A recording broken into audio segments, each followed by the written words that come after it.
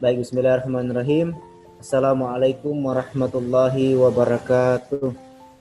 Waalaikumsalam warahmatullahi wabarakatuh. warahmatullahi wabarakatuh. Amin. Wabihi nasta'in ala umur wadin wassalatu wassalamu ala asrafil anbiya wal mursalin sayyidina Muhammadin wa ala alihi wa ashabihi ajmain amma ba'd. Wa bi Muhammadin nabiyyan wa rasulan rabbi shrah li sadri wa yassir li amri wahlul 'uqdatam min lisani yafqahu qawli. Teman-teman sekalian, kembali kita bersyukur kepada Allah Subhanahu wa taala serta kita bersalawat kepada Rasulullah Muhammad sallallahu alaihi wasallam. Baik, pada kesempatan kali ini kita akan bersama-sama melihat dan mendengarkan presentasi dari rekan kita dari kelompok 2 yang dimana akan mempresentasikan makalahnya. Untuk waktu kepada saudara dan saudari kelompok 2, saya persilahkan untuk mempresentasikan materi.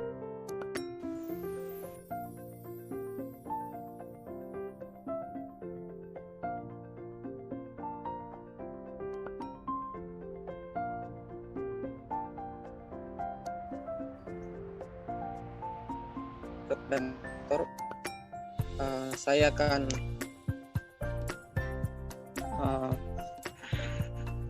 memulainya. Di mana di sini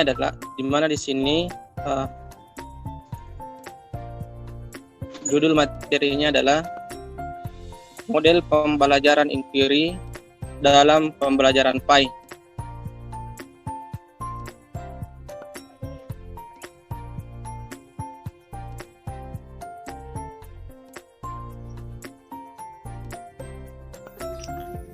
Jadi strategi pembelajaran inquiry adalah kegiatan pembelajaran yang menekankan pada proses berpikir siswa secara kritis dan analisis untuk mencari dan menemukan jawaban sendiri dari suatu masalah yang dipertanyakan. Proses berpikir itu sendiri biasanya dilakukan dengan tanya jawab antara guru dan siswa. Strategi pembelajaran ini sering juga dinamakan strategi heuristik yang berasal dari bahasa Yunani, yaitu heuriskén yang berarti saya menemukan. Kemudian selanjutnya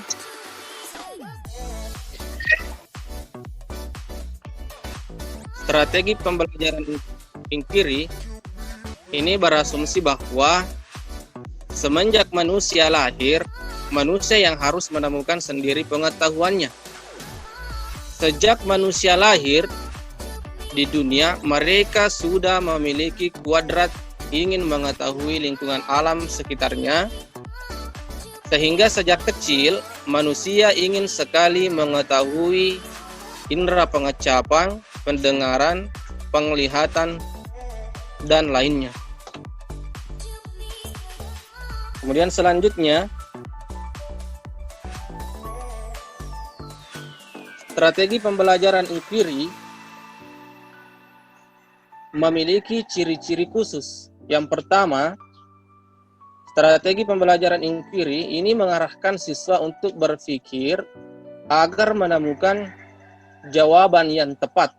Artinya, strategi pembelajaran inquiry menjadikan siswa sebagai objek belajar dalam proses pembelajaran, sehingga siswa tidak hanya sebagai penerima pembelajaran melalui penjelasan-penjelasan dari guru, akan tetapi siswa yang harus menentukan sendiri jawaban dari pembelajaran tersebut.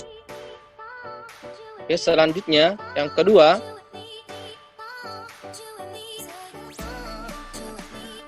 seluruh kegiatan pembelajaran siswa harus diarahkan oleh guru agar supaya menemukan sendiri dari jawaban yang dipertanyakan sehingga tumbuh kepercayaan diri dari siswa tersebut. Dengan seperti ini, strategi pembelajaran empirik tidak menempatkan guru sebagai sumber belajar. Akan tetapi, guru menjadi fasilitator dan motivator siswa untuk belajar.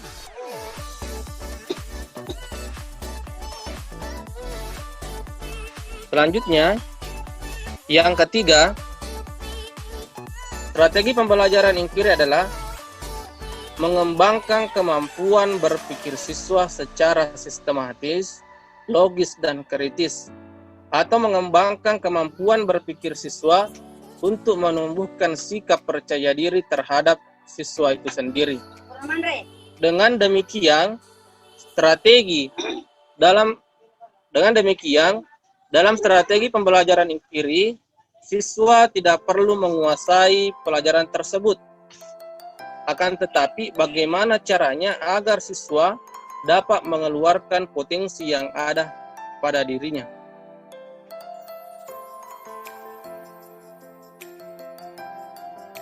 Oke, selanjutnya.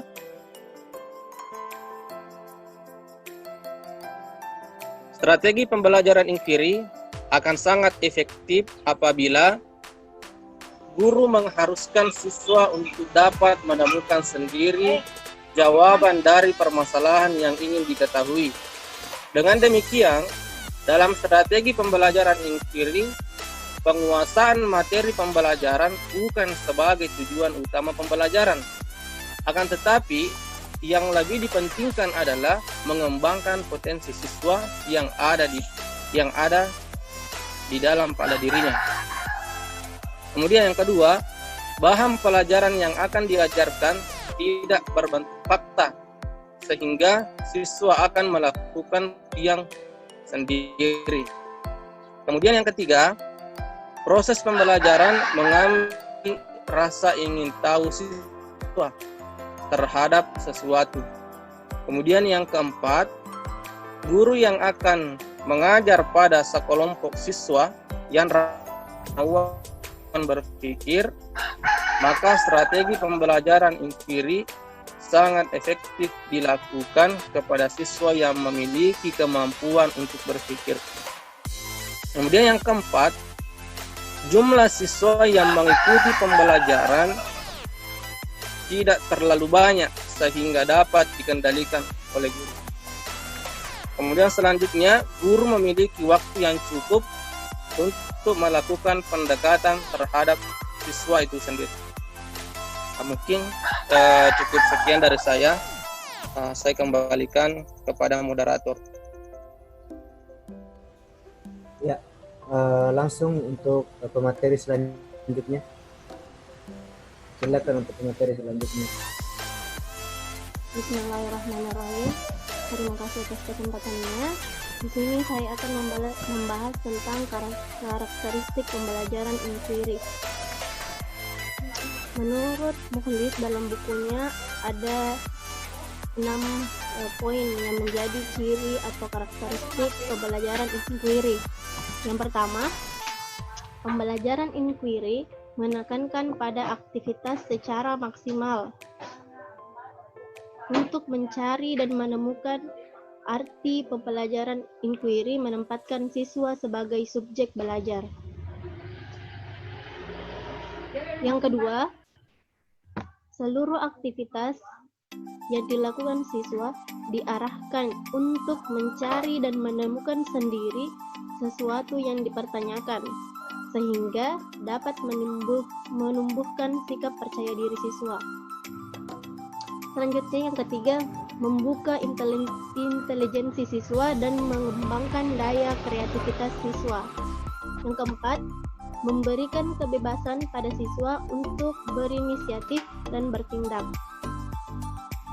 Yang kelima, mendorong siswa untuk berpikir intensif dan merumuskan hipotesisnya sendiri. Yang terakhir, proses interaksi belajar mengajar mengarahkan pada perubahan dari teacher centered kepada student centered. Tapi Ayu, PPT-nya nggak tampil katanya. Apanya? Slide kan nggak tampil. Oh iya kak?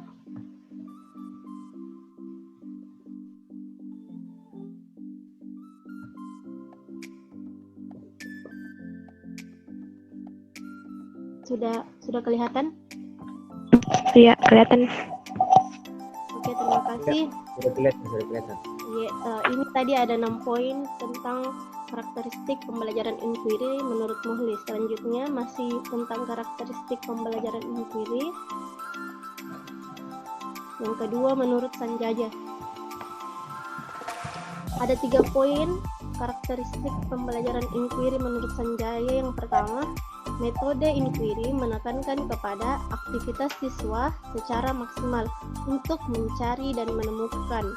Dalam proses pembelajaran, siswa tidak hanya berperan sebagai penerima pembelajaran melalui penjelasan guru secara verbal, tetapi mereka berperan untuk menemukan sendiri inti dari materi pembelajaran. Yang kedua, seluruh aktivitas yang dilakukan siswa diarahkan untuk mencari dan menemukan jawaban sendiri dari sesuatu yang dipertanyakan sehingga diharapkan dapat menemukan sikap percaya diri. Dengan demikian, metode pembelajaran inquiry menempatkan guru bukan sebagai sumber belajar, melainkan sebagai fasilitator dan motivator belajar siswa. Tujuan dari penggunaan metode inquiry dalam pembelajaran adalah mengembangkan kemampuan berpikir sistematis, logis, dan kritis, atau mengembangkan kemampuan intelektual sebagai bagian dari proses mental. Dengan demikian, dalam metode inquiry, siswa tidak hanya dituntut untuk menguasai materi pembelajaran, akan tetapi bagaimana mereka dapat menemukan kemampuan yang dimiliki secara optimal. Yang terakhir,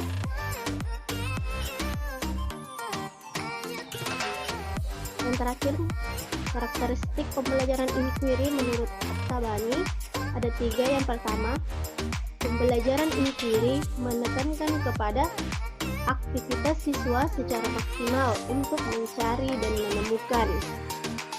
Yang kedua, seluruh aktivitas yang dilakukan siswa diarahkan untuk mencari dan menemukan jawaban sendiri dari sesuatu yang dipertanyakan, sehingga diharapkan dapat menumbuhkan sikap percaya diri. Dan terakhir, tujuan dari pembelajaran inquiry mengembangkan kemampuan berpikir secara sistematis, logis, kritis, ataupun mengemban kemampuan intelektual sebagai bagian dari proses mental. Jadi itulah tadi penjelasan mengenai karakteristik pembelajaran inquiry. Yang berikutnya saya kembalikan kepada moderator. Ya, silakan untuk pemateri selanjutnya untuk memaparkan materinya. Silakan saudara. Assalamualaikum warahmatullahi wabarakatuh. Waalaikumsalam warahmatullahi Terima kasih atas wabarakatuh. kesempatannya. Saya akan menjelaskan tentang prosedur model pembelajaran inquiry. Next.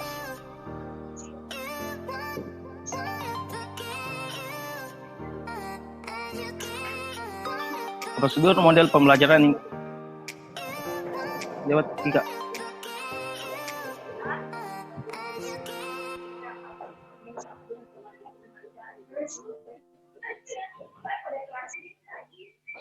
Lewat kak.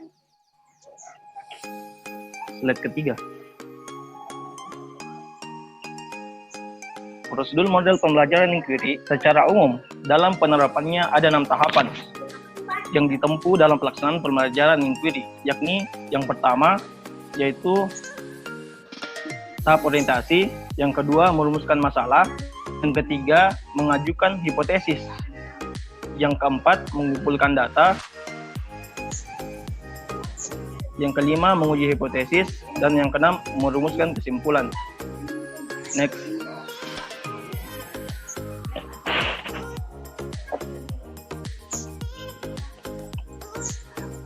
Yang pertama adalah tahap orientasi. Tahap orientasi yaitu suatu proses dalam menyesuaikan suasana peserta didik dalam proses persiapan pembelajaran yang lebih aktif Dalam langkah ini, pendidik melakukan persiapan terhadap peserta didik sehingga nantinya dapat mengikuti pembelajaran dengan baik.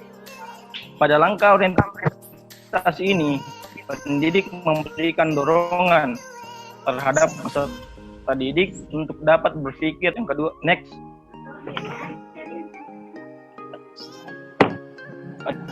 Adapun beberapa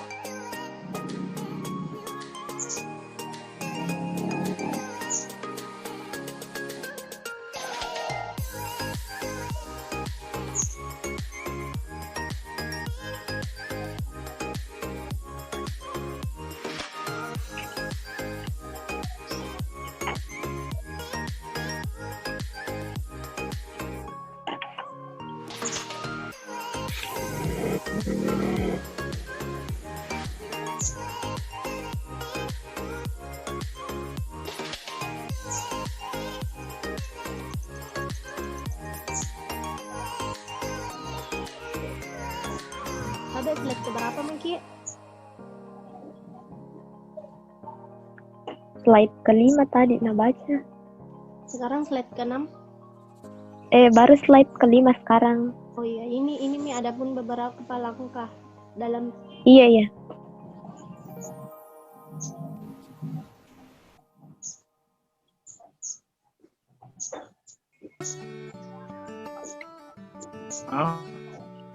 Iya ya. Yang kedua, memberikan penjelasan tentang pokok kegiatan yang akan dilaksanakan oleh peserta didik sehingga mampu tercapainya tujuan pembelajaran. Yang ketiga, memberikan motivasi terhadap peserta didik dengan cara menjabarkan pentingnya topik pembahasan dalam kegiatan pelajaran tersebut. Yang keempat, menjelaskan pentingnya topik dan kegiatan belajar dalam rangka memberikan motivasi belajar terhadap peserta didik. Next.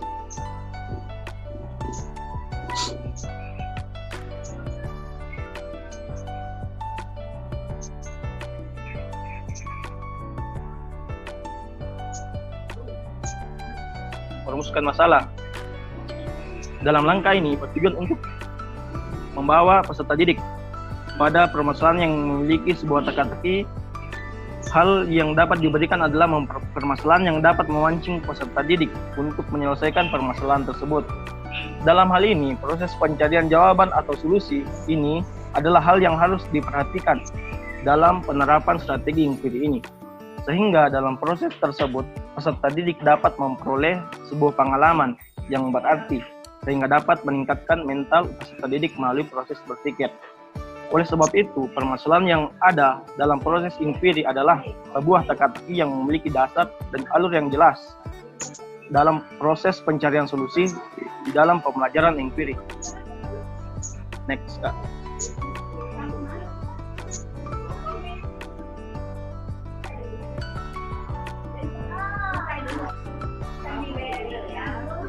Adapun hal penting yang perlu menjadi titik berat dalam merumuskan sebuah permasalahan, yaitu 1.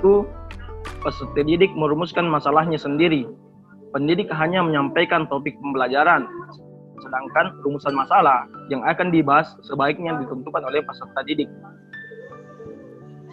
Yang kedua, permasalahan yang ada hendaknya memiliki teka-teki dengan jawaban yang pasti, sehingga peserta didik mampu terarah dalam mencari dan mampu mendapatkan jawaban yang sudah ada. Yang ketiga, konsep dalam rumusan masalah merupakan hal yang penting didapatkan oleh peserta didik. Maksudnya, permasalahan yang ingin dibahas adalah permasalahan yang pernah didapatkan sebelumnya oleh peserta didik. Next.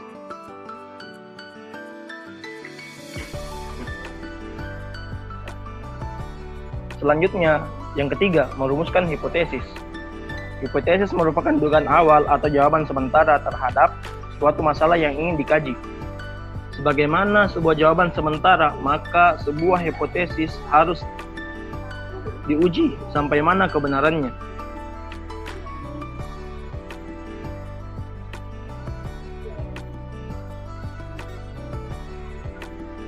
Sejak dilahirkan, setiap individu memiliki potensi atau kemampuan tersendiri terutama potensi untuk berpikir. Potensi berpikir ini berawal dari bagaimana seorang individu menebak atau memperkirakan pada sebuah masalah. Bila mana individu itu bisa membuktikan apa yang dia pikirkan, maka dia akan memiliki motivasi untuk meningkatkan kemampuan berpikirnya. Oleh karena itu, potensi kemampuan memperkirakan sesuatu itu harus ditingkatkan. Next, Kak. Adapun sebagai pendidik, dalam meningkatkan kemampuan berpikir atau menebak peserta didik dengan cara memberikan bermacam-macam pertanyaan yang mampu memotivasi peserta didik untuk membuat konsep sebuah jawaban sementara atau memberikan sebuah perkiraan jawaban untuk setiap permasalahan yang dihadapi. Perkiraan yang dimiliki ini harus memiliki landasan kerangka berpikir yang kuat. Karena landasan kerangka berpikir yang baik, maka hipotesis yang muncul nantinya akan memiliki sifat yang rasional. Kemampuan berpikir logis ini harus didasari dengan seberapa luas wawasan yang dimiliki oleh peserta didik, serta seberapa banyak pengalaman yang dia dimiliki. Karena keluasan wawasan berjalan lurus dengan kemampuan berhipotesis yang rasional. Bila mana kekurangan wawasan seorang individu, maka akan kesulitan memberikan sebuah hipotesis yang bersifat rasional. Next, Kak. Yang keempat adalah mengumpulkan data. Mengumpulkan sebuah data adalah sebuah proses mencari informasi yang akan digunakan untuk menguji sebuah hipotesis yang diberikan. Mengumpulkan informasi ini bukan hanya membutuhkan motivasi yang kuat, akan tetapi juga membutuhkan keuletan dan menggunakan potensi dalam proses berpikirnya. Maka peran pendidik dalam langkah ini yaitu memberikan berbagai pertanyaan seputar topik pembahasan agar peserta didik termotivasi untuk mencari sebuah referensi seputar pembelajaran yang sedang dihadapi. Next, Kak.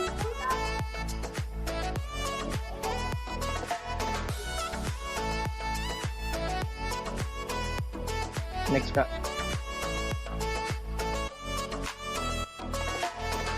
Yang kelima, menguji hipotesis. Pengujian hipotesis yang lewat, Kak. Pengujian hipotesis adalah sebuah proses di mana jawaban atau dugaan tersebut memiliki kesamaan terhadap informasi atau data yang telah ditemukan dari sebuah proses pengumpulan data. Dalam pengujian hipotesis yang meyakinkan peserta didik atas jawaban yang diberikan adalah hal yang sangat penting, dan hasil dari menguji hipotesis terhadap peserta didik maka akan meningkatkan kemampuan berpikir rasional peserta didik. Artinya, jawaban yang ada bukan hanya berdasarkan argumentasi semata, akan tetapi berasal dari data yang telah ditemukan, sehingga jawaban yang diberikan dapat dipertanggungjawabkan. Next, Kak. Terakhir, yaitu merumuskan kesimpulan. Merumuskan kesimpulan adalah sebuah proses menarik benang merah atau garis lurus berdasarkan hasil dari menguji hipotesis. Dalam merumuskan sebuah kesimpulan adalah hal yang sangat penting dikarenakan banyaknya informasi yang telah didapat oleh peserta didik, akan tetapi terkadang kurang relevan terhadap pokok pembahasan yang sedang dipelajari, sehingga mampu menimbulkan banyak persepsi. Oleh sebab itu, pendidik harus mampu menunjukkan kepada peserta didik data-data yang sejalan atau relevan dengan pembahasan yang sedang dipelajari. Sekian. Terima kasih.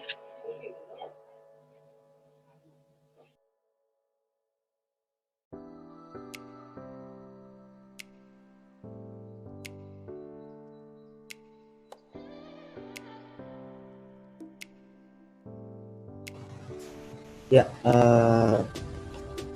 silakan dilanjutkan untuk materi berikutnya. Ya, terima kasih. Terima kasih atas kesempatan yang diberikan oleh moderator. Selanjutnya saya akan membahas mengenai skenario penerapan model pembelajaran inquiry dalam pembelajaran PAI.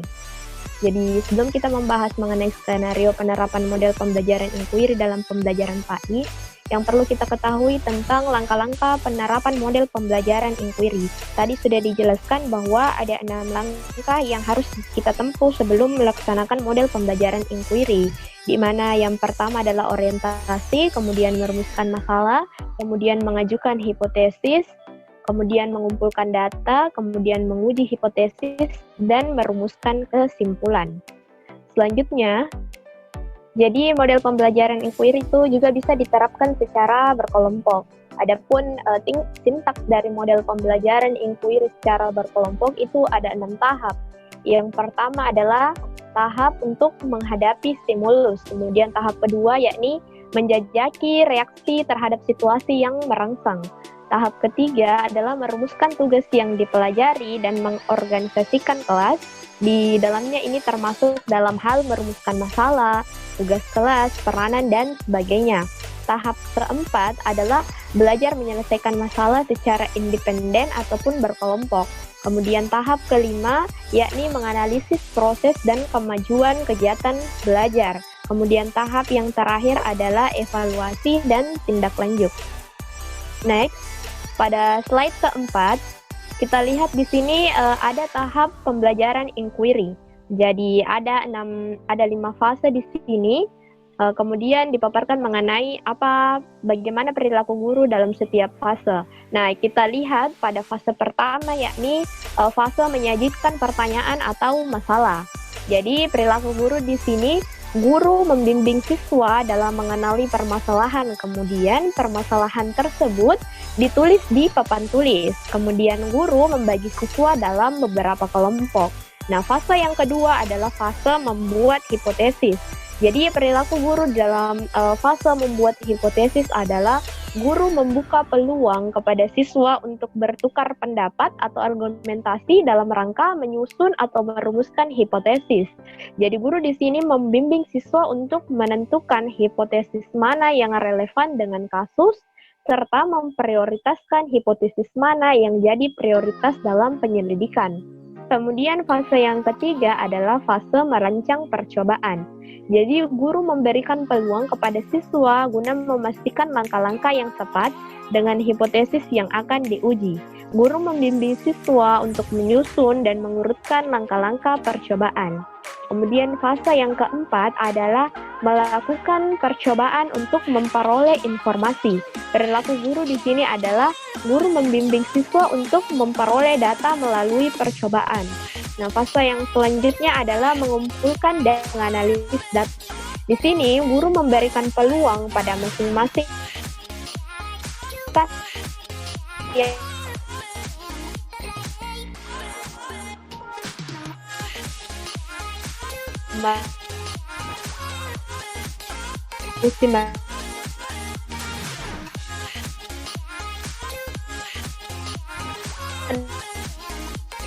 dalam di sini kita masuk tentang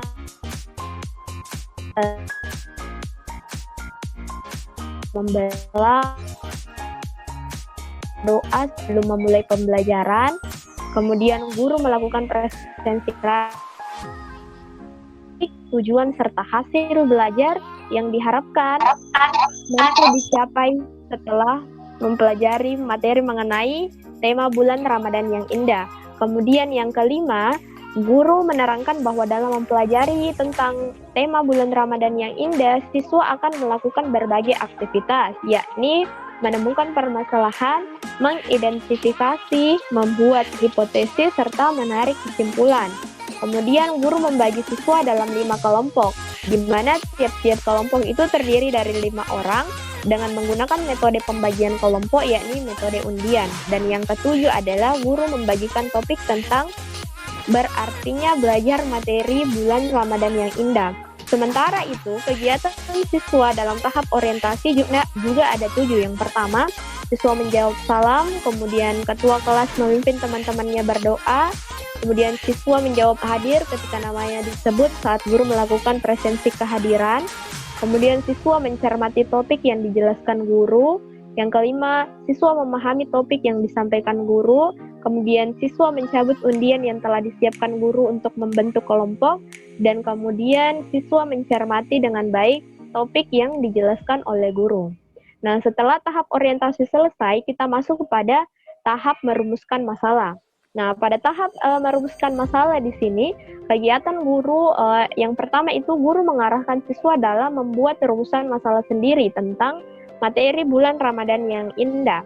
Sementara kegiatan siswa yang pertama itu masing-masing siswa berdiskusi dengan anggota kelompoknya serta membuat rumusan masalah sendiri tentang tema yang telah ditentukan tadi, yaitu tema bulan Ramadan yang indah. Kemudian hasil rumusan masalah yang dapat diajukan oleh siswa bersama anggota kelompoknya bisa seperti apa pengertian puasa secara bahasa dan istilah, apakah sah puasa orang yang sudah memayis, kemudian apakah orang yang lemah fisik misalnya karena dia sudah tua itu wajib berpuasa, jika tidak apa yang harus dilakukan orang tersebut untuk mengganti puasa yang telah dia tinggalkan. Nah, setelah tahap merumuskan masalah ini, kita melangkah kepada tahap mengajukan hipotesis. Nah, pada tahap mengajukan hipotesis, kegiatan yang dilakukan oleh guru adalah yang pertama, guru itu menampilkan video pembelajaran tentang ketentuan puasa Ramadan. Kemudian guru meminta siswa untuk mendiskusikan tentang hal-hal yang dapat membatalkan puasa dan cara seseorang untuk mengganti puasa yang telah dia tinggalkan apabila dalam keadaan lemah fisik. Sementara kegiatan siswa, yang pertama itu siswa menyimak materi dalam video yang telah ditampilkan guru. Kemudian siswa berdiskusi tentang hal-hal yang dapat membatalkan puasa dan cara seseorang mengganti puasa yang telah dia tinggalkan apabila dalam keadaan lemah fisik. Nah, siswa bisa menganalisisnya dari video pembelajaran yang telah disaksikannya. Nah, hasil diskusi kemudian ditetapkanlah atau diajukanlah sebuah hipotesis. Nah, bentuk dari hipotesis yang dapat diajukan siswa bisa hal-hal yang membatalkan puasa, yakni makan atau minum dengan sengaja, muntah dengan sengaja, hilang akal atau gila walaupun sebentar, haid atau melahirkan, dan juga murtad. Sementara hipotesis yang kedua yang bisa diajukan oleh siswa adalah apabila seseorang yang lemah fisik itu boleh tidak berpuasa, tapi menggantinya dengan fidyah dengan cara memberi makan setiap hari sejumlah hari di mana orang tersebut tidak berpuasa kepada orang fakir atau miskin. Nah, setelah tahap merumuskan hipotesis, tahap selanjutnya adalah tahap mengumpulkan data. Pada tahap ini kegiatan yang dilakukan guru adalah guru menginstruksikan tiap kelompok untuk mencari dan menemukan sumber yang relevan. Nah, baik itu dari buku maupun internet yang terkait dengan materi ketentuan puasa Ramadan untuk menjawab soal-soal yang telah dirumuskan tadi. Sementara kegiatan siswa, jadi siswa bersama kelompoknya itu mencari materi tentang ketentuan puasa Ramadan yang ada di buku paket, LKS maupun internet. Setelah itu kita masuk kepada tahap menguji hipotesis. Pada tahap ini kegiatan guru yakni minta siswa untuk berdiskusi dalam rangka memverifikasi hasil pengumpulan data dengan hipotesis. Nah, pendapat yang kemudian akan diajukan nanti oleh siswa itu harus didukung oleh informasi yang relevan. Sementara kegiatan siswa, masing-masing kelompok berdiskusi dalam rangka memverifikasi hasil pengumpulan data dengan hipotesis. Kemudian tahap yang terakhir adalah tahap merumuskan masalah. Kegiatan yang dilakukan guru dalam tahap merumuskan masalah di sini yang pertama, guru mengarahkan siswa untuk menarik kesimpulan dari hasil diskusi tiap kelompok yang hendak dipresentasikan. Kemudian yang kedua, guru menginstruksikan kepada kelompok yang belum mendapat giliran presentasi untuk menanggapi atau bertanya kepada kelompok yang sedang presentasi. Sementara kegiatan siswa adalah masing-masing kelompok merumuskan hasil dari diskusi yang sudah dilaksanakan. Baiklah, itulah materi yang sempat saya bawa. Saya kembalikan kepada moderator. Ya, baik. Demikianlah pemaparan materi dari kelompok 2 tentang pembelajaran inquiry dalam PAI, pembelajaran pendidikan agama Islam. Baik, kepada teman-teman yang ingin mengajukan pertanyaan untuk sesi pertama ini, kami buka 3 buah pertanyaan untuk sesi pertama. Jadi kepada teman-teman yang ingin mengajukan pertanyaan memberikan sanggahan atau masukan terkait dengan materi materi dipersilakan. Kalau bisa langsung kepada inti poin dari pertanyaannya.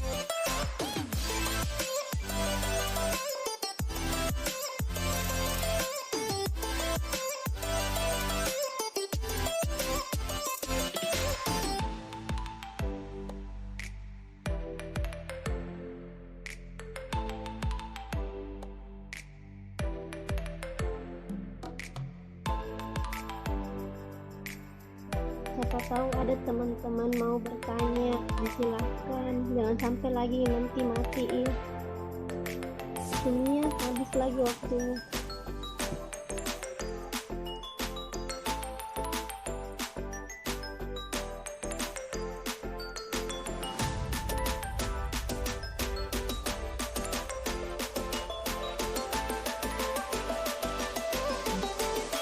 Sabe moderator. Iya bertanya nih. Baiklah, terima kasih banyak atas kesempatan yang diberikan kepada saya. Jadi mengenai model pembelajaran inquiry ini, pertanyaan saya adalah tentang kelebihan dan kekurangan dari model pembelajaran inquiry, dan kemudian apakah model pembelajaran inquiry ini cocok untuk diterapkan di semua jenjang pendidikan? Terima kasih.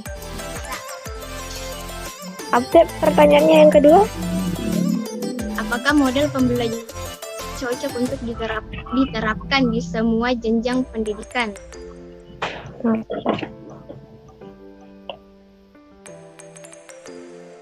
Ya. Karena melihat metode pembelajaran inquiry ini kan ia berpusat pada siswa. Jadi apakah cocok untuk diterapkan di semua jenjang pendidikan mulai dari SD, SMP, SMA sampai ke perguruan tinggi? Terima kasih.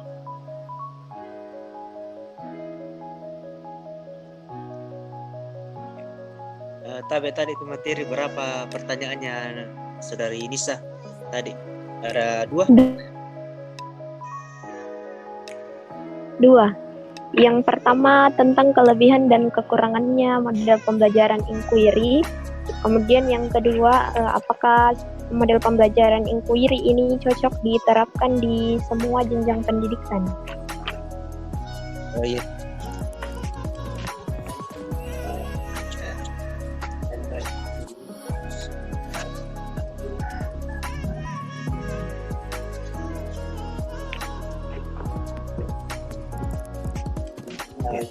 Ya, terima kasih Saudari Nisa.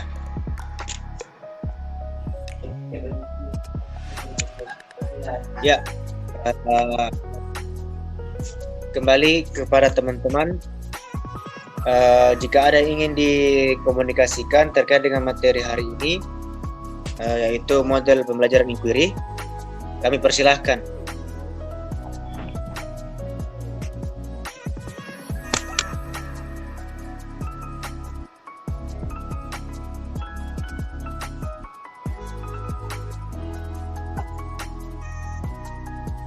Herunisa, Kak. tadi Herunisa yang bertanya. Oke, langsung saja. Terima kasih atas pertanyaan yang diberikan oleh Saudara Hairunisa. Jadi kalau misalnya kita berbicara mengenai kelebihan dan kekurangan model pembelajaran inquiry, di dalam bukunya Wina Sanjaya yang berjudul Strategi Pembelajaran yang Berorientasi Standar Proses Pendidikan, di sini disebutkan ada beberapa kelebihan dan kelemahan dari model pembelajaran inquiry sampai 209. Nah, kita bahas dulu tentang kelebihan model pembelajaran inquiry. Jadi, yang pertama, model pembelajaran inquiry ini merupakan strategi pembelajaran yang menekankan kepada pengembangan aspek kognitif, afektif, dan psikomotor secara seimbang, sehingga pembelajaran melalui strategi ini dianggap model pembelajaran inquiry ini bisa memberikan ruang yang lebih besar kepada siswa untuk bisa belajar sesuai dengan gaya belajar mereka sendiri. Kemudian yang ketiga, model pembelajaran inquiry ini merupakan strategi yang dianggap sesuai dengan perkembangan psikologi belajar modern karena yang menganggap bahwa belajar adalah proses perubahan tingkah laku berkat adanya pengalaman. Yang keempat, keuntungan yang lainnya adalah strategi ini mampu melayani kebutuhan siswa yang memiliki kemampuan di atas rata-rata. Artinya siswa yang memiliki kemampuan belajar bagus tidak akan terhambat oleh siswa yang lemah di dalam belajar. Sementara itu, kelemahan dari model pembelajaran inquiry ini, yang pertama, kadang-kadang dalam pengimplementasian model pembelajaran inquiry ini membutuhkan waktu yang panjang, sehingga guru sering sulit untuk menyesuaikan dengan waktu yang telah ditentukan di dalam kelas karena memerlukan beberapa prosedur yang harus ditempuh. Kemudian, jika strategi pembelajaran inquiry ini digunakan sebagai strategi pembelajaran, maka akan sulit mengontrol kegiatan dan keberhasilan siswa. Kemudian, strategi ini sulit dalam merencanakan pembelajaran oleh karena terbentur dengan kebiasaan siswa dalam belajar. Nah, maksudnya di sini kebiasaan siswa dalam belajar kan biasanya siswa itu sudah terbiasa dalam hal disodorkan materi yang akan mereka pelajari. Nah, kemudian pertanyaan yang kedua mengenai apakah model pembelajaran inquiry ini bisa diterapkan di semua tingkatan? Jika menurut saya pribadi, kalau misalnya kita membahas mengenai materi model pembelajaran inquiry ini, bisa diterapkan di semua jenjang pendidikan. Tapi kalau misalnya di SD, kita lihat tingkat atau cara berpikirnya siswa SD itu belum terlalu kompleks, tidak seperti di tingkat jenjang SMP, SMA, ataupun perguruan tinggi. Jadi kalau misalnya seorang guru ingin menerapkan model pembelajaran inquiry di jenjang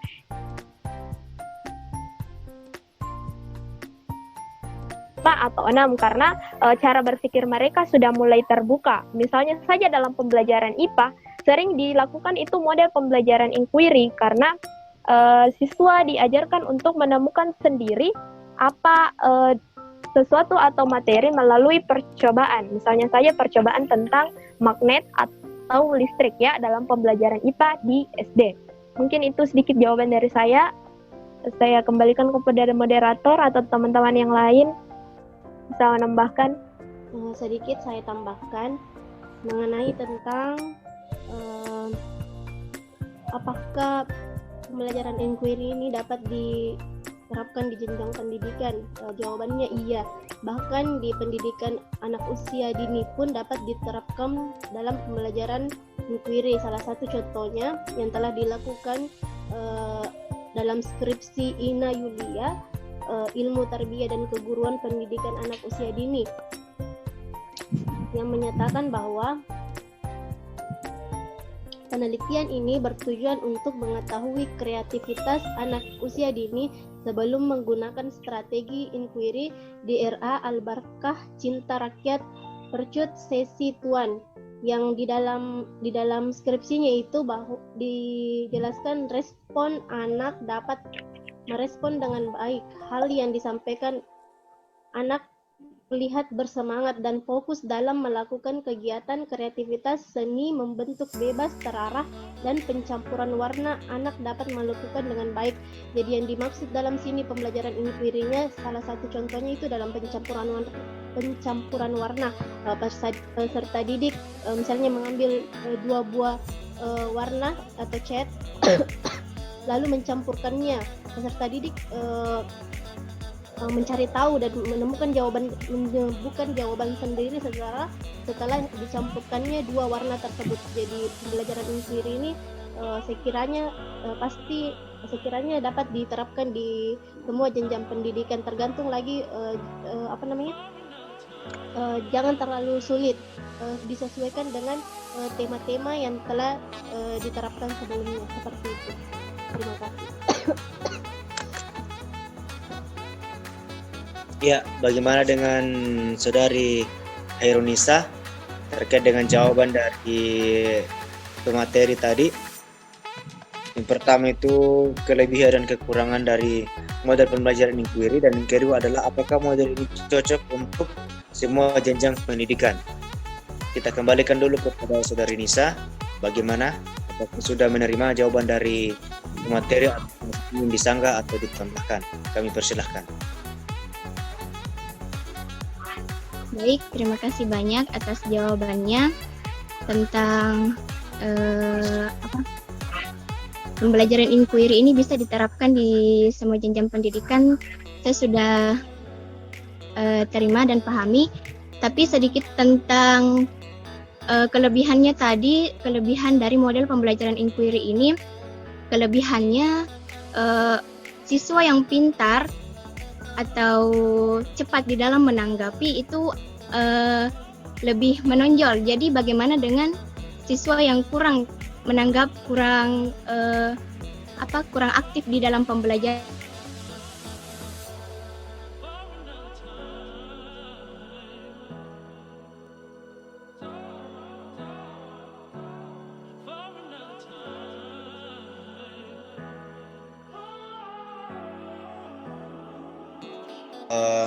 Menjawab sanggahan dari Saudari Nisa terkait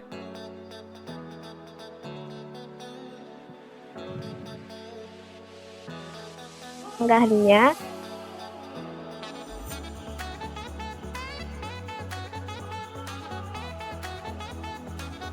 tapi kelebihan kalau guru menerapkan model pembelajaran inquiry di dalam kelas adalah strategi ini mampu melayani kebutuhan siswa yang memiliki kemampuan di atas rata-rata. Jadi, siswa yang pintar di sini tidak ditonjolkan secara dominan, tapi dengan menggunakan model pembelajaran ini, kebutuhan siswa yang memiliki kemampuan di atas rata-rata ini bisa terpenuhi karena mereka mampu untuk berpikir kritis dalam menemukan sendiri jawabannya, dan dia mampu untuk menyeimbangkan atau mengimbangi temannya di dalam kelompok ini untuk sama-sama menemukan jawaban atau merumuskan hipotesis dari permasalahan yang telah dirumuskan di langkah sebelumnya. Seperti itu.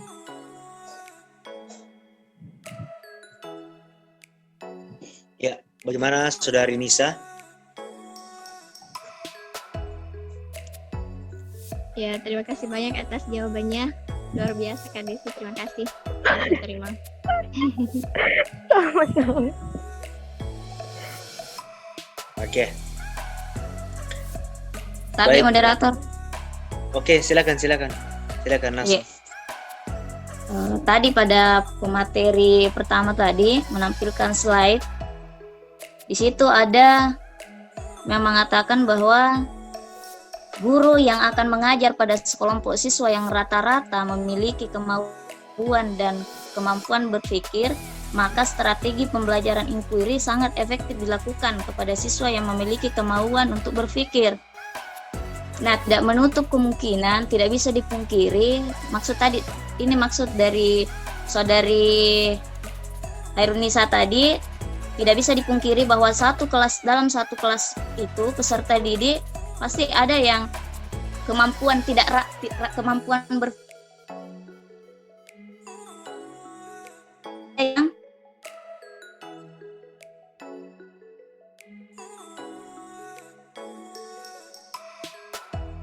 eh,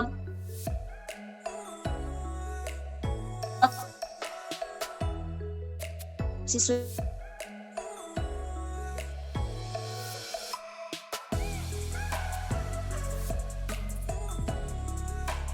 hanya normalnya 2 jam sekali, satu kali pertemuan itu hanya 2 jam. Jadi di mana misalnya letak waktunya guru harus punya cukup waktu untuk melakukan pendekatan terhadap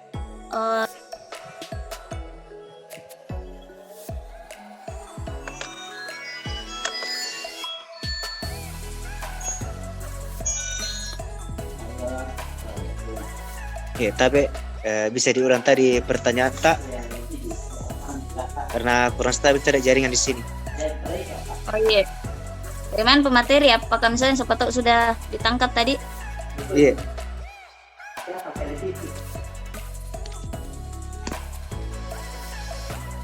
Oh iya, jadi insya Allah.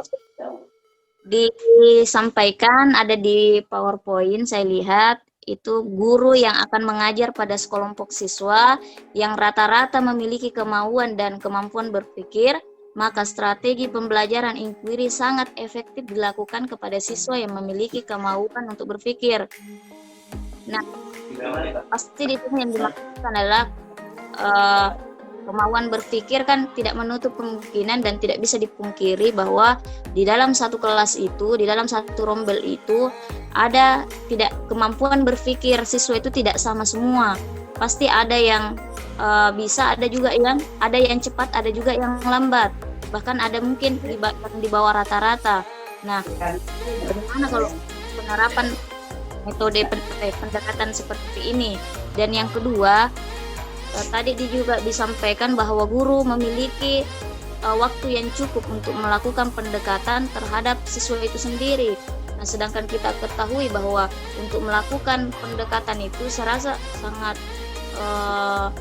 sulit karena kita lihat sekarang satu pertemuan itu dibatasi dengan waktu 2 jam pelajaran saja, hanya 2 jam pelajaran.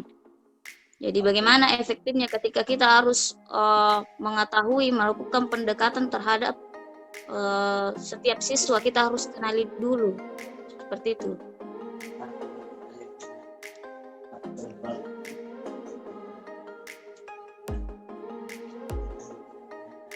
Ya, saya ulang dulu pertanyaannya. Yang pertama itu bagaimana penerapan model pembelajaran inquiry kepada siswa yang berpikirnya kurang? Itu yang pertama. Cocok Mi?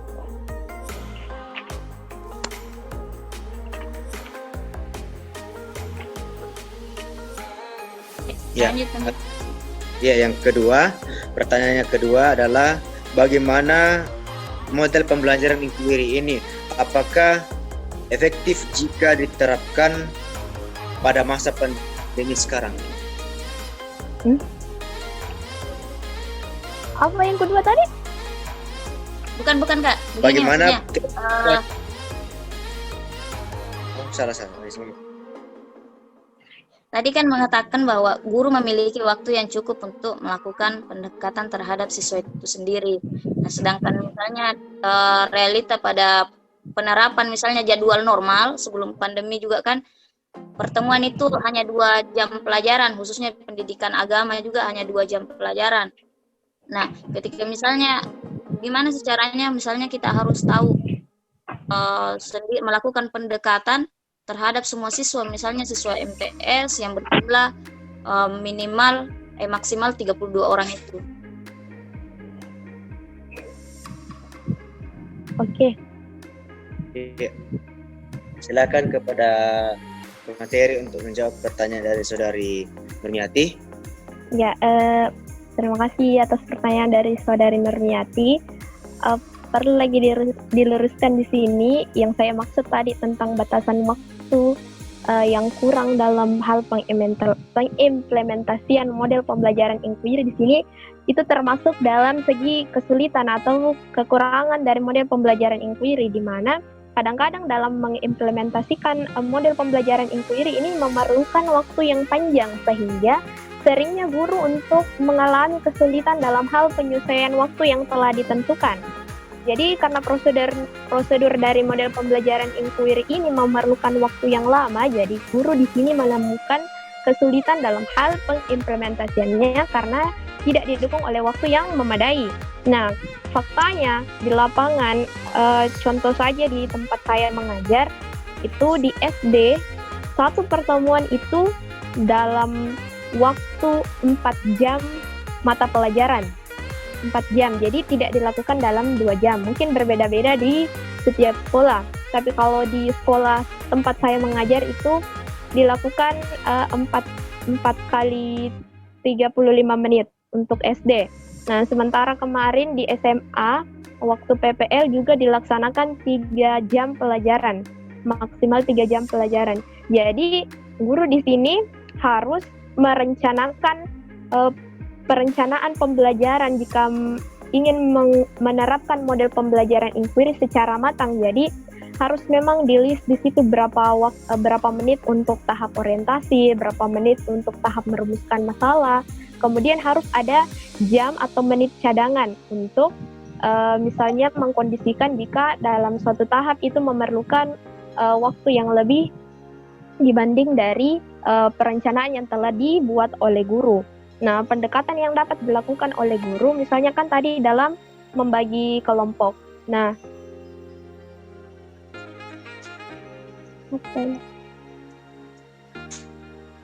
tadi ada chat masuk dari Pak Sabul Kasih.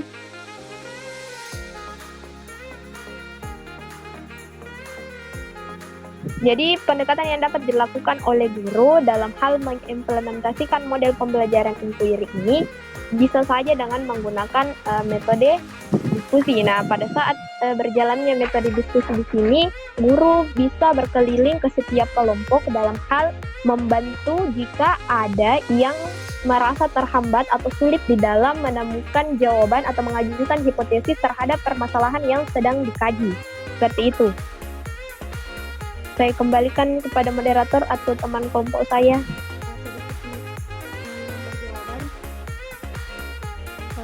Seperti tadi yang dikatakan oleh saudara Ashabul Kahfi, bahwasanya pembelajaran inquiry ini diterapkan pada kelas unggulan atau biasanya kelas akselerasi, karena rata-rata kelas pemikiran orang yang di dalam kelas akselerasi itu pemikirannya lebih tinggi. Selanjutnya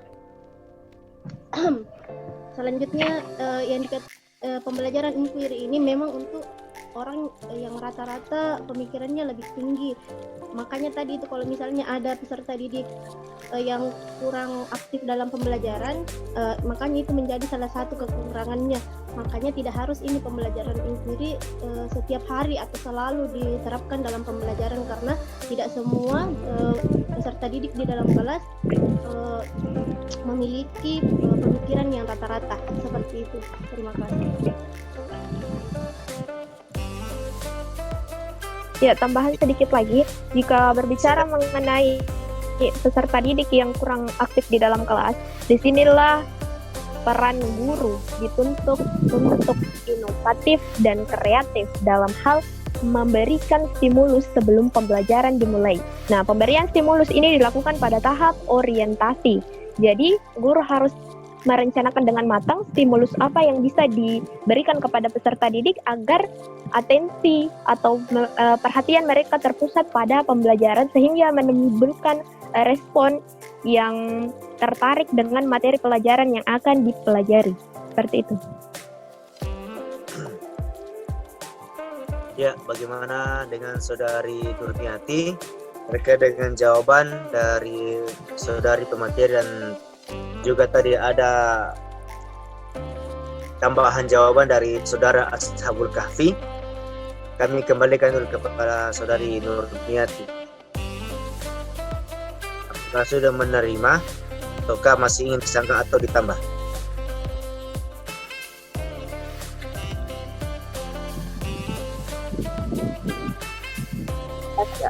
Ada yang tadi pemateri mengatakan bahwa ini cocok dengan jawabannya. Saudara Ashabul Kahfi mengatakan hanya cocok untuk kelas akselerasi atau kelas unggulan.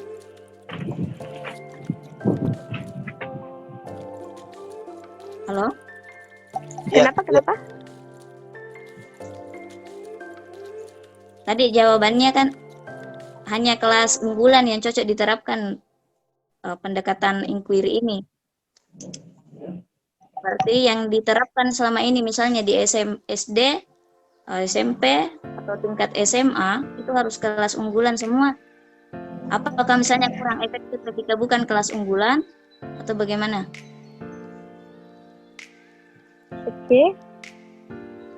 Ayu mungkin mau jawab atau bagaimana?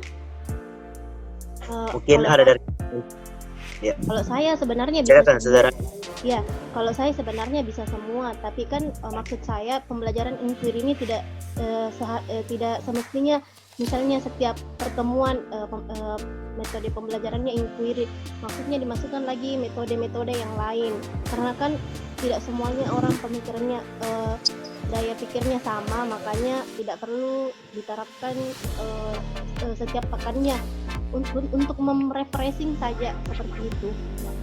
Dan misalnya kalau dikasihkan metode pembelajaran inquiry tidak perlu juga terlalu tingkat kesulitannya, tingkat materi dan kesulitannya itu tidak boleh terlalu tinggi. Kita pastikan saja lagi peserta didik kita sejauh mana bisa menerima materi.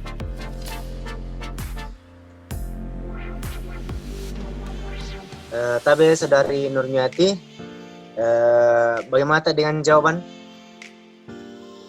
Jawabannya Terputus tadi. terus, oh iya, mau diulang di? Oke, kalau bisa. Silakan kepada saudari pemateri untuk namanya Kelompok lain mau menambahkan lagi. ya, atau begini, ada dari teman-teman yang ingin menambahkan. Ulang dulu itu tadi jawaban Tayu. Sahabat tahu mungkin perbaiki kata-katanya karena batu-batu kan jadi agak seret keluar. Ya, kurang lebih tadi Apa tadi kah? bilang tidak mesti setiap pekan harus dilaksanakan itu metode pembelajaran sendiri, karena sebagai refresh saja diselingi juga dengan metode pembelajaran lainnya. Itu. Oh iya, penerapan model pembelajaran inquiry itu dikatakan tadi akan sangat efektif jika diterapkan di kelas akselerasi yang mempunyai siswa yang rata-rata tingkat berpikirnya itu di atas rata-rata. Nah, bukan menutup kemungkinan bahwa model pembelajaran inquiry itu tidak bisa diterapkan di kelas yang memiliki tingkat cara berpikir siswanya itu berbeda-beda ya.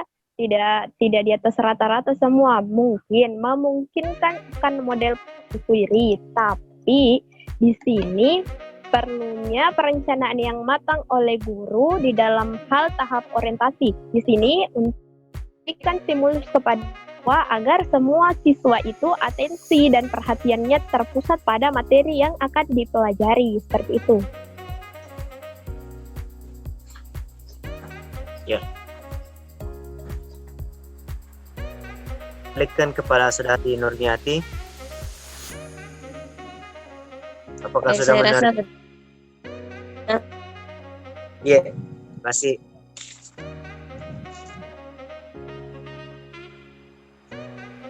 Baik, kepada teman-teman yang ingin bertanya, kami persilahkan. Jika ada yang ingin dikomunikasikan terkait materi hari ini, dipersilahkan.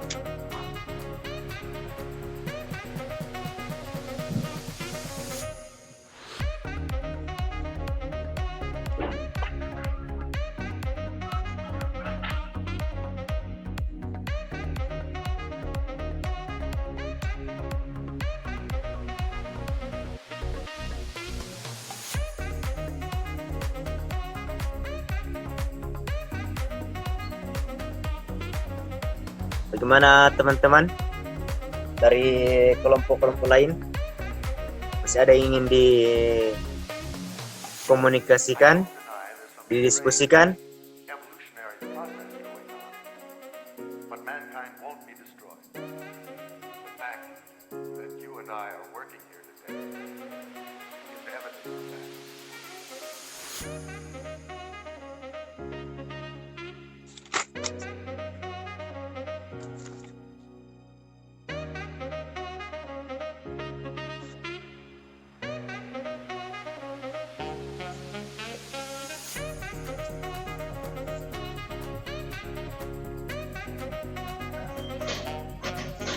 Kak, Tabe Kak. Oh iya, silakan Saudari Sri Nengsi. Ya, baik, sebelumnya terima kasih tempatnya diberikan oleh moderator mengenai pemaparan materi yang dipaparkan tadi kan metode inquiry. Di sini saya ingin menurut pemateri, apa kesulitan dalam penerapan model inquiry terhadap skenario pembelajaran yang diterapkan? Jadi menurut Kak, inquiry ini terhadap skenarionya bisa dipahami, Kak? Iya, dipaham, ditangkap.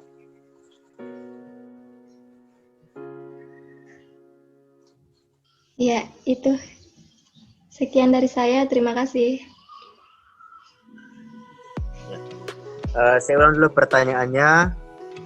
Terkait pertanyaan dari Saudari Sri Nengsi, yaitu apakah kesulitan model inquiry pada skenario penerapannya?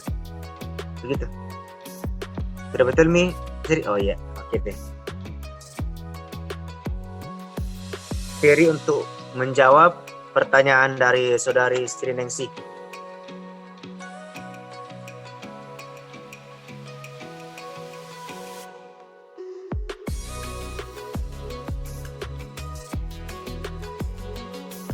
Oke. Terima kasih atas pertanyaan dari Saudara Sri Nengsi. Jadi kalau kita membahas mengenai kesulitan penerapan model inquiry pada skenario penerapan, di sini dipaparkan di dalam bukunya Wina Sanjaya yang berjudul Strategi Pembelajaran Berorientasi Standar Proses Pendidikan di halaman 207. Di sini dipaparkan ada beberapa kesulitan dalam hal pengimplementasian model pembelajaran inquiry. Jika kita menitik beratkan pada dalam hal skenario penerapan, mungkin cocok dengan kesulitan yang dipaparkan yang kedua, yakni sejak lama dalam budaya belajar siswa bahwa belajar pada dasarnya adalah menerima materi pelajaran dari guru. Dengan demikian, bagi mereka, guru adalah sumber belajar yang utama. Nah, karena budaya semacam itu sudah terbentuk dalam mindsetnya siswa selama ini, dan sudah menjadi kebiasaan, maka akan sulit untuk mengubah pola belajar mereka dengan menjadikan belajar sebagai proses berpikir. Nah, mereka ini akan sulit manakala diajak untuk memecahkan sebuah persoalan. Mereka akan merasa sulit manakala mereka disuruh. Kemudian, demikian halnya juga dalam hal menjawab pertanyaan. Nah, mereka di sini akan mengalami kesulitan untuk menjawab setiap pertanyaan, walaupun pertanyaan itu sangat sederhana. Nah, biasanya siswa ini memerlukan waktu yang cukup lama untuk merumuskan jawaban dari pertanyaan yang telah diberikan oleh guru. Nah, kemudian model pembelajaran inquiry ini merupakan strategi pembelajaran yang menekankan tadi pada proses berpikir yang distandarkan, yakni sama pentingnya dalam hal proses belajar maupun hasil belajar yang akan dicapai atau diraih. Nah, selama ini kan guru sudah terbiasa dengan pola pembelajaran sebagai proses untuk menyampaikan informasi, lebih menekankan kepada hasil belajar, pola mengajarnya.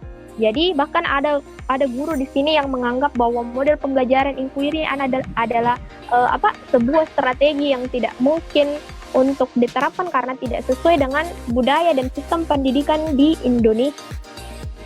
Untuk mengubah sebuah kebiasaan bukan sebuah perkara yang mudah, apalagi sifat guru kebanyakan di Indonesia itu cenderung konvensional. Jadi masih menerapkan model pembelajaran yang konvensional seperti itu. Ya. Mungkin ada tambahan dari teman-teman yang lain. Tambahan sedikit, Kak. Ayu, Ari. Iya, silakan. Adapun kendala dalam penerapan pembelajaran inquiry ini, salah satu yang dapat kita temui adalah pembelajaran ini akan kurang efektif jika gurunya kurang atau tidak mampu menguasai kelas, sehingga ada anak didik yang masih tidak terlalu paham akan pembelajaran yang diterapkan. Yang kedua adalah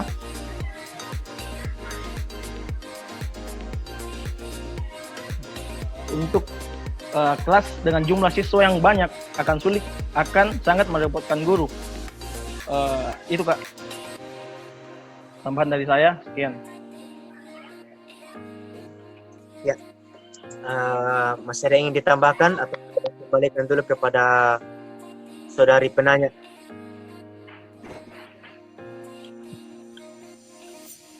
Iya, baik Kak. Sebelumnya terima kasih atas jawaban Kak Desi dan Kak Arif. Tapi di sini saya ingin menanyakan, katanya Kak Arif tadi, pembelajaran kurang efektif jika gurunya tidak mampu menguasai kelas. Jadi saya ingin menanyakan, apakah metode pembelajaran inquiry ini harus sejalan dengan metode dari gurunya tersebut?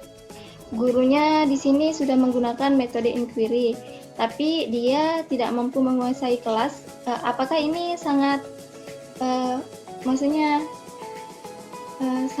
berpengaruh materi? Kemudian kata Kak Desi juga tadi strategi iya, kemudian masih ada Kak sedikit. Kemudian kata Kak Desi juga tadi strategi pelajaran ini kan berfokus pada proses berpikir. Proses dan hasil belajar itu sama pentingnya, lebih ke menekankan hasil belajarnya saja.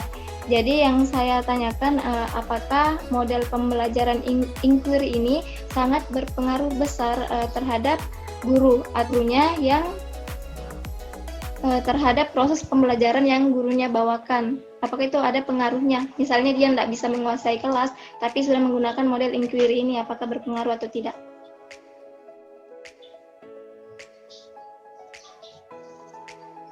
Itu Kak dari saya. Terima kasih.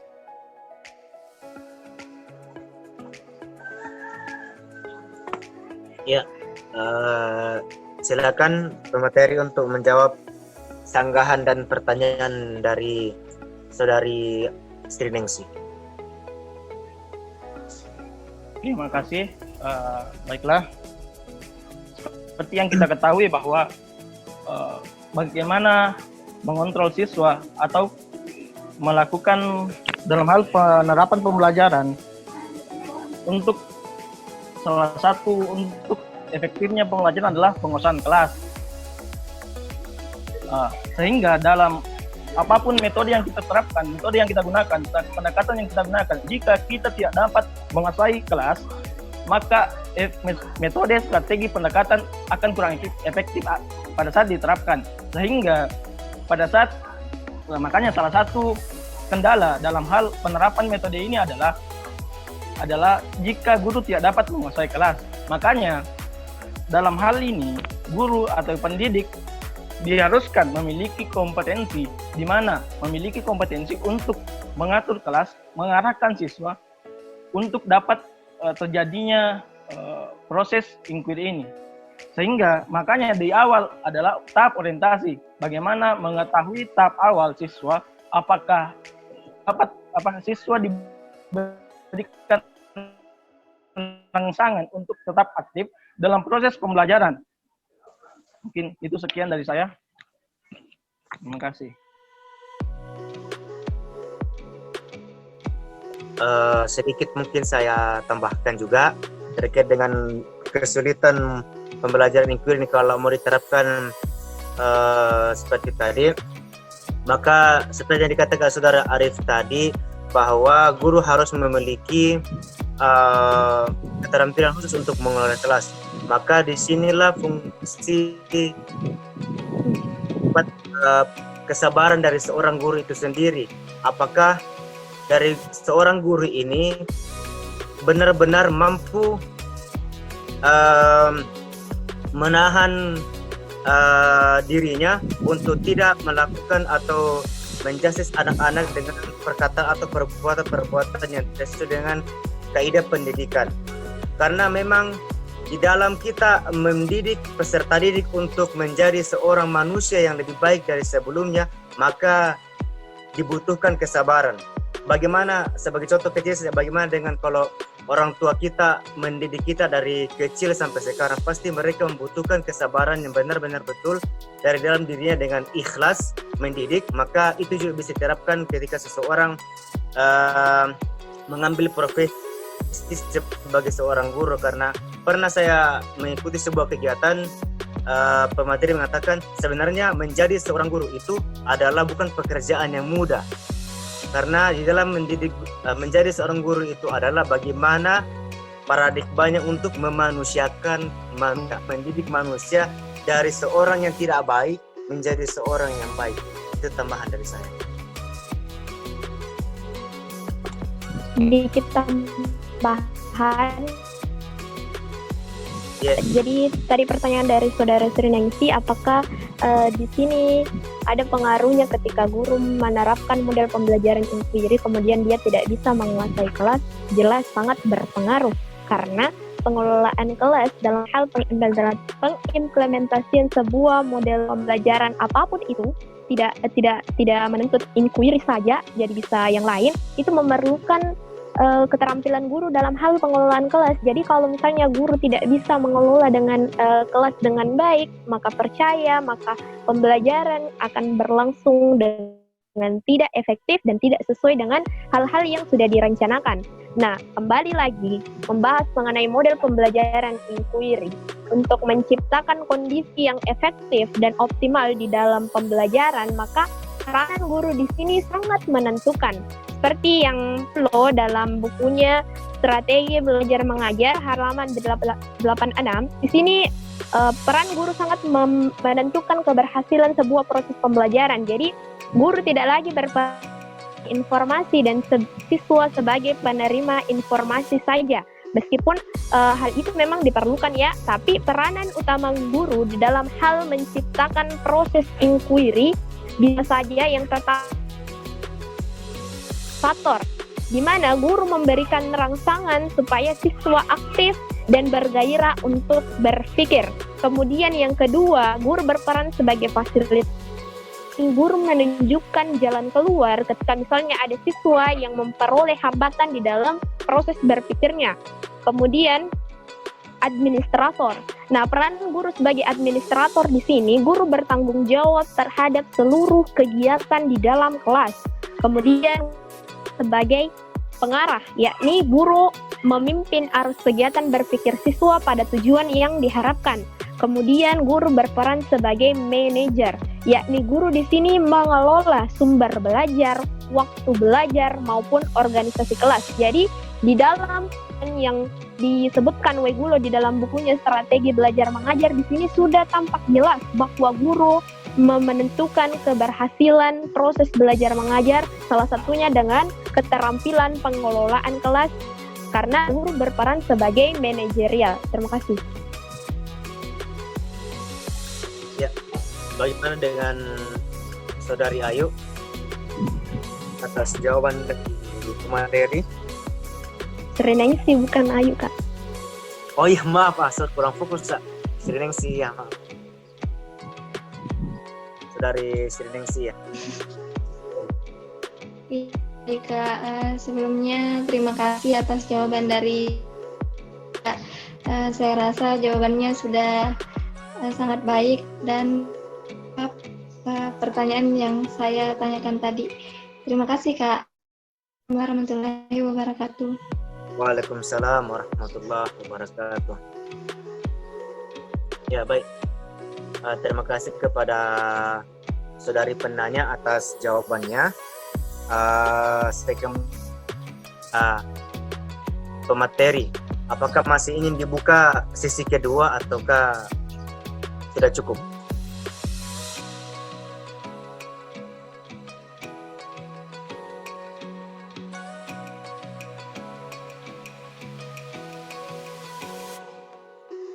Kalau memang ingin masih dibuka sesi kedua, maka saya sebagai moderator akan melemparkan kembali kepada teman-teman apabila ada yang ingin dikomunikasikan terkait dengan materi hari ini. Tapi kalau memang kelompok 1 sudah merasa cukup dengan Kelompok 2, Pak. kelompok 2 sudah cukup dengan pertanyaan yang tadi di sesi pertama, maka dicukupkan. Sepertinya masih ada waktu. Bagaimana? Masih ada Ya. waktu. Kalau misalnya ada pertanyaan satu lagi bisa. Boleh.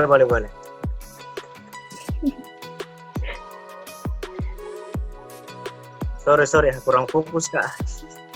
Tabe, bisa bertanya? Ya, silakan Ilham. Tafadhal. Bismillahirrahmanirrahim. Assalamualaikum warahmatullahi wabarakatuh. Waalaikumsalam warahmatullahi wabarakatuh. Masya Allah, saya dari tadi menyimak ini pembicaraan. Mungkin saya mengambil jalan yang berbeda. Pertanyaan saya bukan menjurus kepada inquiry. Apa inquiry ya? Jadi saya bertanya mengenai inquiry. Mengenai slide yang ditampilkan oleh saudara. Di mana slide itu menimbulkan imajinasi di dalam otak saya ini. Kebetulan kadarullah slide-nya itu ada kaitannya dengan tugas saya. Dengan tugas saya tahqiq ilmu hadisnya Pak Mahsyar. Jadi saya baca. Ya. Jadi saya bacakan dulu slide-nya. Tunggu.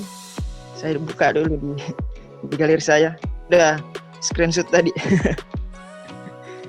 Di sini dikatakan sejak dilahirkan setiap individu memiliki potensi atau kemampuan tersendiri, terutama potensi untuk berpikir.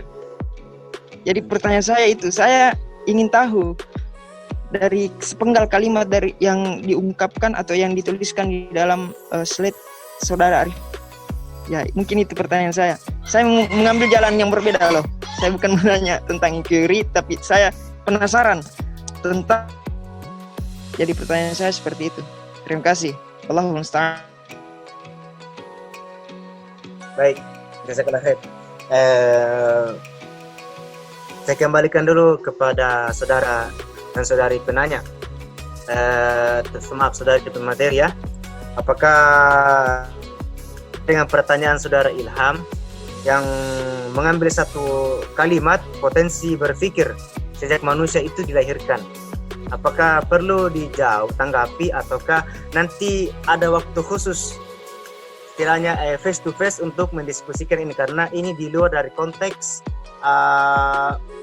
kita. Saya kembalikan dulu kepada pemateri. Kalau memang dirasa perlu untuk dijawab, didiskusikan, maka bisa dijawab.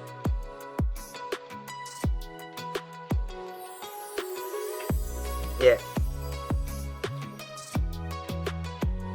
Nah, Arif ini sebenarnya penasaran dengan satu kalimat potensi berpikir. Ilham. Iya, Ilham Kak Ilham.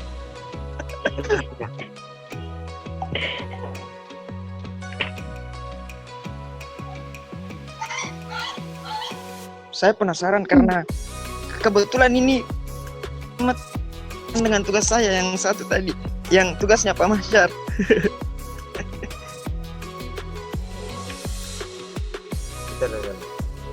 Potensi berpikir.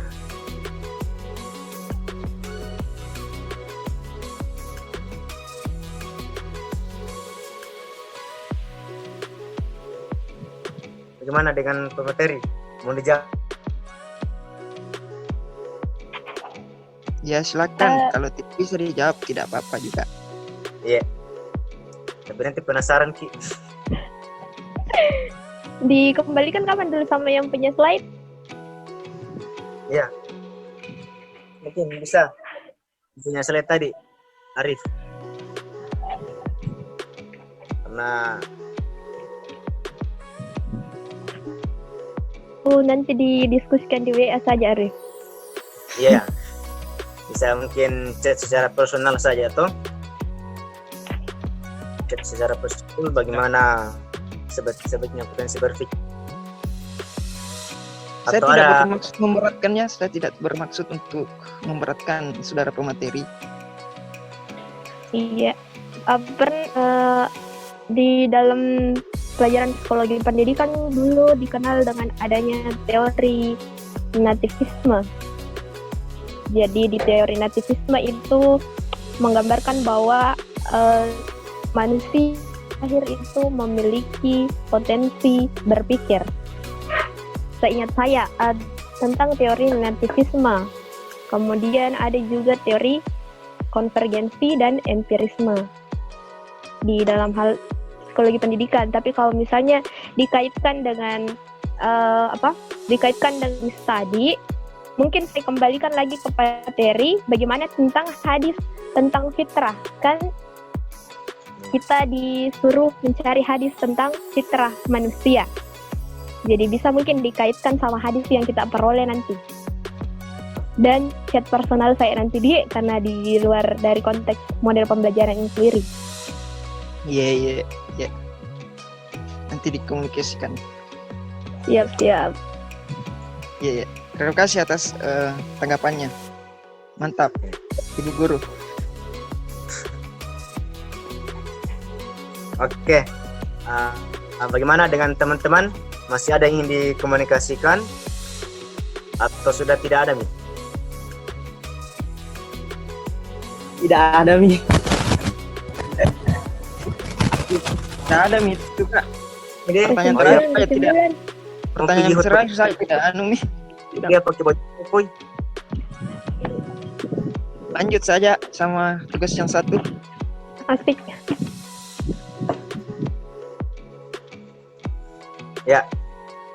Saya kembalikan kepada kalau sudah tidak ada lagi yang ingin dikomunikasikan, maka saya kembalikan kepada kelompok 2 untuk menyimpulkan isi dari presentasinya hari ini.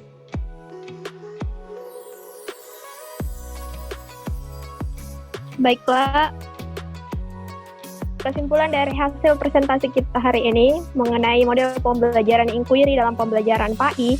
Yang pertama itu poin yang harus kita pahami adalah model pembelajaran inquiry merupakan model pembelajaran yang mempersiapkan peserta didik pada suasana untuk melaksanakan percobaan sendiri sehingga bisa berpikir kritis guna mencari serta menciptakan jawaban dari sebuah permasalahan yang dikaji. Adapun karakteristik atau ciri-ciri dari model pembelajaran pada kegiatan peserta didik secara optimal guna mencari serta menciptakan segala kegiatan yang dilakukan peserta didik diarahkan untuk mencari dan menciptakan jawaban sendiri, sehingga diharapkan bisa meningkatkan sikap optimisme. Kemudian tujuan pembelajaran inquiry adalah meningkatkan dan menumbuh kembangkan keahlian berpikir secara sistematis, logis, dan kritis, atau meningkatkan keahlian intelektual bagaikan bagian dari proses mental. Nah, adapun proses atau prosedur dari langkah-langkah model pembelajaran inquiry itu ada 6 tahap. Yang pertama adalah tahap orientasi, yang ketiga adalah tahap merumuskan hipotesis, yang keempat adalah tahap mengumpulkan data, yang kelima adalah tahap menguji hipotesis, dan yang keenam adalah tahap kesimpulan. Jadi model pembelajaran inquiry juga dapat diterapkan di dalam proses pembelajaran pendidikan agama Islam dengan memperhatikan skenario pembelajaran yang telah disusun secara matang. Seperti itu. Saya kembalikan pada moderator.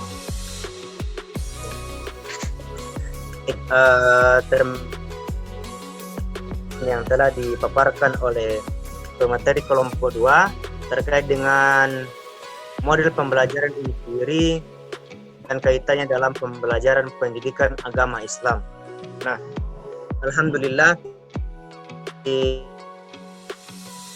akhir dari presentasi kelompok 2. Sebelum saya menutup presentasi hari ini, saya sebagai moderator dan sekaligus mewakili teman-teman dan atau rekan-rekan dari kelompok memohon kepada seluruh teman-teman apabila dari presentasi terdapat salah kata, dan terlebih khusus lagi kepada saudara Ilham yang masih penasaran dengan satu kalimat tentang potensi berpikir.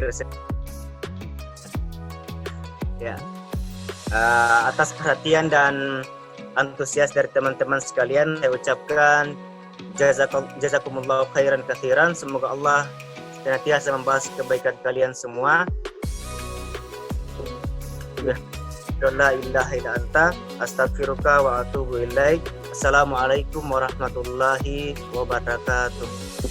Waalaikumsalam warahmatullahi wabarakatuh. Mantap, kelompok 2.